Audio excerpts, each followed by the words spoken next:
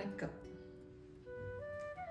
இன்னைக்கு வர்மத்தின் வகைகள் என்னென்னு பார்ப்போம். நான் வர்மக்கலைன்னு பார்த்துட்டு இருக்கோம். ஆனா வர்மத்திலேயே பல வகைகள் உண்டு அப்படின்றதும் தெரிஞ்சுக்கணும் இல்லையா நீங்க? ஸோ அதுல ஒரு சில வகைகளை சொல்றேன். அதெல்லாம் கொஞ்சம் தெரிஞ்சுக்கலாம், நம்ம இன்ட்ரெஸ்டிங்கா இருக்கும் இது. ஸோ வர்மத்தின் வகைகள்லாம் நிறைய இருக்கு. அதுல ஒரு சில வகைகள், முதலாவதாக தொடு வர்மம் அப்படின்னு சொல்றாங்க. தொடு வர்மம்னா அவங்கள தொட்டு செய்யற வர்மம், சரிங்களா? அவங்க மேல இருக்கிற சூப்பர்ஃபிஷியல் லேயர் மேல தொட்டு அந்த வர்மத்தை செஞ்சு அவங்கள குணப்படுத்துறது தொடு வர்மம். படுவர்மம் அப்படின்னு சொல்றாங்க. படுவர்மம் அப்படின்னா மேஜர் பாயிண்ட்ஸ், அதுதான் வர்மத்திலேயே முக்கியமான புள்ளிகள் அப்படின்றாங்க அந்த படுவர்மத்தை, சரிங்களா? ஸோ அந்த மேஜர் பாயிண்டை இயக்கிறதுனால நம்மள உடல் குறைபாடுகள் சரி செய்யப்படும். பக்கவர்மம் அப்படின்னு சொல்றாங்க. பக்கவர்மம்னா இப்போ ஒரு வர்மம் இங்க இருக்கு, அந்த வர்மத்துக்கு பக்கத்திலே ஒரு வர்மம் இருக்கும். ஸோ அப்போ இந்த வர்மத்தை செஞ்சாவே அந்த வர்மமும் நம்ம தொடாமலே அது ஆக்டிவேட் ஆயிடும் அப்படின்னு சொல்றாங்க. பக்கவர்மம். நெக்ஸ்ட் இணை வர்மம்னு ஒன்று இருக்கு. இணை வர்மம் அப்படின்னா இப்போ ஒரு வர்மம் செய்றீங்க, இந்த வர்மம் செஞ்சா இன்னொரு வர்மம் அதுக்கு இணையா இருக்கும், ஹஸ்பண்ட் அண்ட் ஒய்ஃப் மாதிரி. இதை செஞ்சா அதையும் செய்யணும், இதை ஆக்டிவேட் பண்ணா அதுவும் ஆக்டிவேட் பண்ணணும், இல்லைன்னா அதுக்கு யூஸ் இல்லை, சரிங்களா? அது இணை வர்மம்.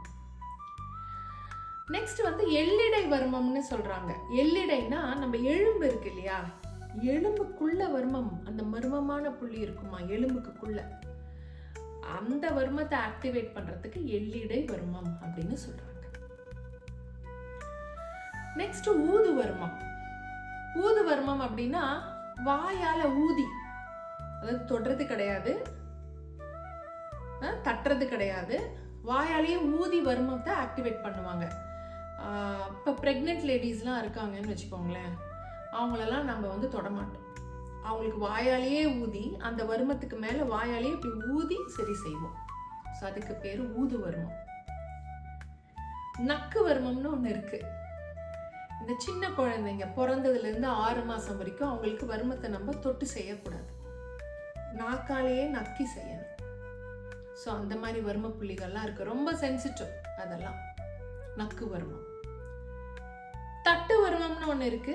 அந்த தட்டு வர்மம் காலால உதைச்சி, கையால உதைச்சி, கோலால அடிச்சு அந்த வர்மத்தை ஆக்டிவேட் பண்ணுவோம் பாடியில. ஸோ அந்த மாதிரி சில வர்மங்களும் இருக்கு. நாள் வர்மம்னு ஒண்ணு இருக்கு. ஸோ நான் சொல்றது ஒரு சில வர்மங்கள் தான் சொல்றேன், நிறைய இருக்கு இதுல. நாள் வர்மம், அதாவது இப்ப நம்ம கேலண்டர் டெய்லி கிளிக்கும்பொழுது இன்னைக்கு என்ன நட்சத்திரம் அப்படின்னு பார்ப்போம் இல்லையா. சப்போஸ் இன்னைக்கு சுவாதி நட்சத்திரம் அப்படின்னு இருக்கும், நாளைக்கு திருவோண நட்சத்திரம்னு இருக்கும். அப்போ இன்னைக்கு என்ன நட்சத்திரமோ, இப்போ நாளைக்கு ரேவதி நட்சத்திரம்னு இருக்கும். ஸோ ரேவதி நட்சத்திரம்னு இருந்துச்சுன்னு வச்சுக்கோங்களேன், அன்னைக்கு என்ன ஆகும், அந்த பேஷண்ட்டுக்கு இதயத்துல ஆற்றல் ஜாஸ்தி இருக்கும்.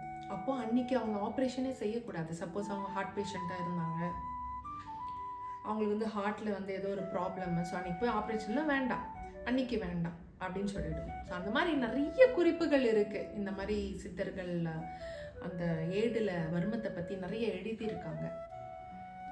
கிரகவர்மம்னு இருக்கு. ஸோ அவங்களுடைய கிரகாச்சாரியங்கள், ஸோ அவங்களுடைய கிரக நிலை எப்படி இருக்குன்னு பார்த்து அந்த நாளைக்கு கரெக்டான ஒரு வர்மத்தை கொடுத்தீங்க அப்படின்னா அவங்க அந்த உடல் குறைபாடுல இருந்து வெளியே வந்துடலாம்.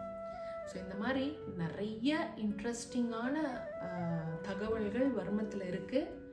ஸோ நிறைய நீங்கள் இதை பற்றி தெரிஞ்சுக்கணுன்னா எனக்கு கமெண்ட்ஸில் சொல்லுங்கள். ஸோ நிறைய இதை பற்றி பேசலாம். தேங்க்யூ. God plus.